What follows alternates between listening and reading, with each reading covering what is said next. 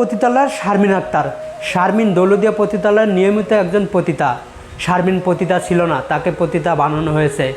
দর্শক, আজকের এই পতিতা শারমিনের কাহিনী শুনলে আপনাদের চোখের পানি ধরে রাখতে পারবেন না।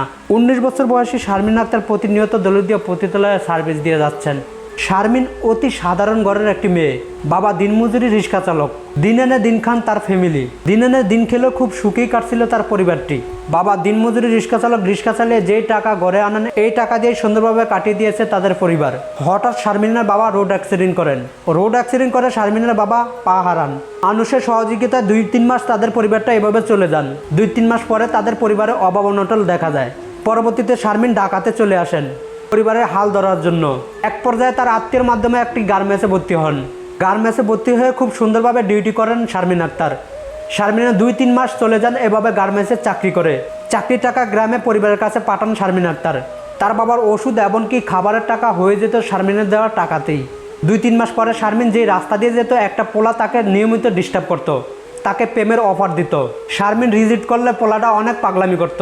এক পর্যায়ে এই পোলাটার পাগলামি থেকে শারমিন ইনপেস হয়ে যায়। ইনপেস হলে তাকে মন দিয়ে পেলে শারমিন। 2-3 মাস তাদের প্রেম ভালোই চলছিল। এক পর্যায়ে শারমিনের প্রেমিকা তাকে ঘুরতে যাওয়ার অফার করে। পরবর্তীতে শারমিন তাকে বিশ্বাস করে বলে তার সাথে ঘুরতে যান। ঘুরতে গেলে তার প্রেমিকা তাকে নিয়ে দৌলতদিয়া পতিতালয়ে চলে যান। শারমিন জানতো না এটা দৌলতদিয়া পতিতালয়। শারমিন জানতো না আজকের এই দিনটা তার জন্য অনেক একটি খারাপ দিন।